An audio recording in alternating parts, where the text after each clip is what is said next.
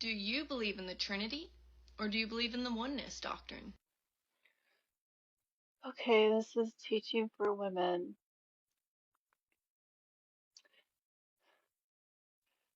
It does matter. It does matter. He does care, actually. Like, everything that you're saying goes completely against the Bible. Like, if you read your scripture, Yeshua told you in John chapter 5, he gave you lots of warnings. He said, go search the scriptures, for in them you'll find your salvation and what was written of him.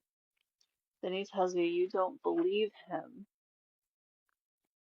and says, I know you don't have the love of God in you. First John chapter 5. For this is for this is how we know we love the children of God, when we love God. For this is the love of God, to keep his commandments, and his commandments aren't grievous. That's the love of God, is the commandments. And he sent his son to refresh the holy covenant at Horeb. Yeshua told you in John chapter 5, he actually warned you. He warns you many, many, many times not to accept the one that comes in his own name. He says in John chapter 5, verse 43, I came in my Father's name and you received me not. You didn't receive Yeshua, but there's going to be one that comes in his own name that you're going to receive. And that is this Trinity hippie Jesus character that you received, elevating the lawless one to be the most high. For Jehovah is a jealous God. If you read the Old Testament, he is a jealous God. Malachi 3 tells you he does not change. Like, he destroys disobedient children. Read the Old Testament, he doesn't change.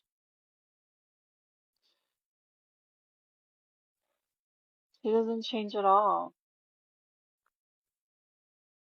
Ephesians chapter 2 talks about the disobedient children that Yeshua told the Pharisees, you are of your father the devil. He rebuked them for doing commandments of men instead of commandments of Jehovah. And in Ephesians 2, it talks about those disobedient children have a different spirit in them, and it's not of Jehovah. Yeshua also told you in John chapter 5, if you don't believe what Moses wrote of me, you're not going to believe what I tell you. That's why he says, go search the scriptures. That's 46 and 47, the last two verses of the chapter. And I know you didn't go find out what Moses wrote of him. Otherwise, you wouldn't be saying what you're saying right now. Because in Deuteronomy 18, Moses wrote that Jehovah was going to raise up a capital P prophet, and he was going to give what was desired at Horeb, the life-giving water. Exodus 17, what they thirsted for, what they chitted to Moses about. At the rock of Horeb, where he smite the rock and the life-giving water was given, what they were baptized in under that cloud in the midst of the fire in 1 Corinthians 10. Deuteronomy chapter 4 through 5 tells you what was given at Horeb. It was the Ten Commandments that God, Jehovah, gave with his voice out of the midst of the fire so they would fear him. They said, I don't want to hear his voice no more, yet I die not. But they agreed to that covenant. They agreed to keep the Ten Commandments. Moses wrote that Yeshua was going to refresh the Holy Covenant at Horeb. The sacrificial law was added to the Holy Covenant because after Horeb, when they didn't want to hear God's voice anymore, yet they die not. Moses was their mediator, so he went up on Mount Sinai to receive the 2 tables of stone with the 10 Commandments on them, and they transgressed with the whole golden calf. That's why Galatians chapter 4 talks about 2 covenants.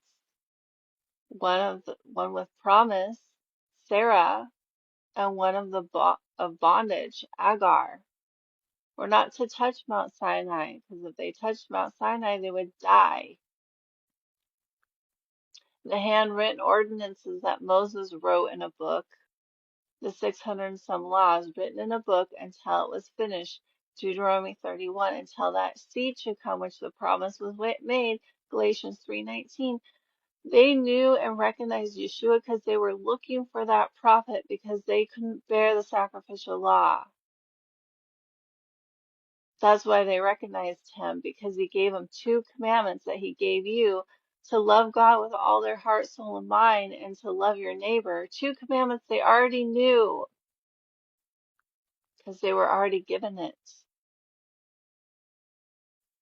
Because he was that capital P prophet that was prophesied to refresh what was desired at Horeb, the life-giving water. Acts 3, verse 18 through 23. This is the time of refreshing. But Yeshua tells you that there's going to be many messiahs that come after him. He warns you not to accept the one that comes in his own name. It says they're going to say, go look in the desert, and he's not going to be there because he was that life-giving water. The desert, you thirst. Revelations 22. Those blessed are they who keep the commandments, that they have right to the tree of life and are able to enter through the gates into the city. Without are whoremongers, adulterers, murderers, and those who love it to make a lie. Those that are thirst are able to drink from the water freely, the life-giving water, the commandments. And he gave you his first and great commandment to love God with all your heart, soul, and mind. He was quoting Deuteronomy chapter 6, verse 5 through 25, Jehovah's righteousness. Love God with all your heart, soul, and mind is to keep the commandments in your heart, teach them to your children. The promise that came with that was that you would have a long life, and it will be your righteousness to do all these commandments which I commanded you. And in Deuteronomy 18, what was prophesied, Jehovah said, I'm going to put my words in his mouth. I'm going to send him in my name, Yeshua, not Jesus, in Jehovah's name. The Father's name is not in Jesus. He was Hebrew.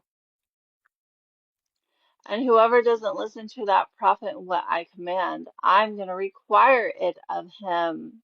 He's going to require you to keep the commandments. And his first commandment is there's only one God and not to worship any other gods, for he's a jealous God.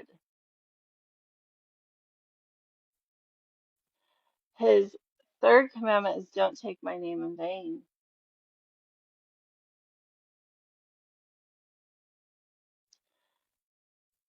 And that's twisting his doctrine too. First John chapter 2, and this is how we know God, when we keep his commandments.